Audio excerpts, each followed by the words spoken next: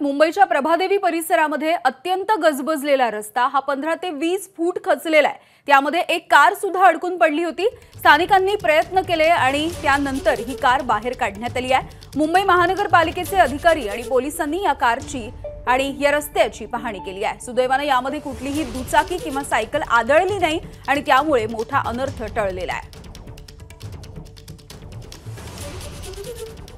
तर ही दृश्य सुद्धा आलेली आहेत। मुंबईच्या प्रभादेवी परिसरामधला हा अत्यंत गजबजलेला रस्ता हा 15 ते 20 फूट खोल खचलेला बघायला मिळतोय आणि या गाडीचं चाक यामध्ये अडकून पडलं। सुदैवाने कुणीही जखमी झालेलं नाहीये।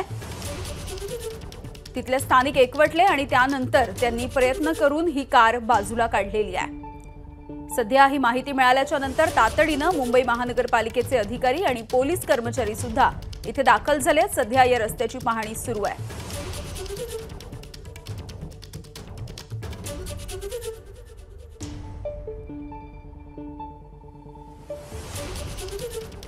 तर मुंबईच्या प्रभादेवी परिसरामधली ही दृश्य आपण बघतोय। अत्यंत गजबजलेला आणि वर्दळीचा असा हा रस्ता 15 ते 20 फूट खोल खचलाय। आणि याविषयी बोलूया, सूरज सावंत आमचे प्रतिनिधी आहेत आपल्यासोबत। सूरज, सध्या पालिकेचे अधिकारी पोलीस तिथे पोहोचलेले आहेत, काय माहिती दिली आहे त्यांनी याबद्दल? यामिनी, नक्कीच वरळीहून प्रभादेवीला जाणारा हा महत्त्वाचा रस्ता आहे। कायम या रस्त्यावर जर आपण पाहिलं तर वर्दळ असते।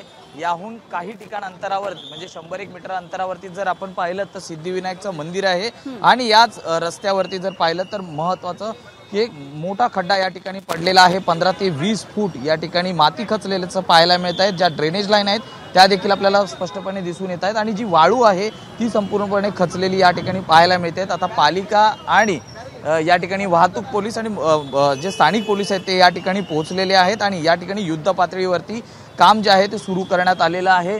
जेसीबीच्या माध्यमातून जो खड्डा आहे खचलेला आहे तो भाग काढला जात आहे आणि जो संपूर्ण परिसर आहे तो बॅरिकेटिंग्स करून या ठिकाणी कुठलीही दुर्घटना घडणार नाही पुढे याची काळजी ही घेतली जाते। पालिकेचे अधिकारी हे या ठिकाणी दाखल झालेले आहेत आणि नेमका हा खड्डा का खचला आहे ही पहिलीच वेळ नाहीये, तर याआधी देखील असाच प्रकार घडल्याचं या ठिकाणी स्थानिक सांगत आहेत। त्यामुळे मोठ्या प्रमाणात वाहतूक कोंडी ही या ठिकाणी पाहायला मिळते आहे। त्यामुळे काही वाहतूक ही इतर मार्गांवरनं वळवण्यात आलेली आहे आणि नागरिकांची मात्र मोठी या ठिकाणी गर्दी पाहायला मिळते आहे। रस्ता हा आपण पाहतोय की 15 ते 20 फूट खोल हा खचलेला आहे। त्याचबरोबर या ठिकाणचं जे जी आतली माती आहे सूरज, या सगळ्या माहितीसाठी एबीपी माझा, उघडा डोळे बघा नीट।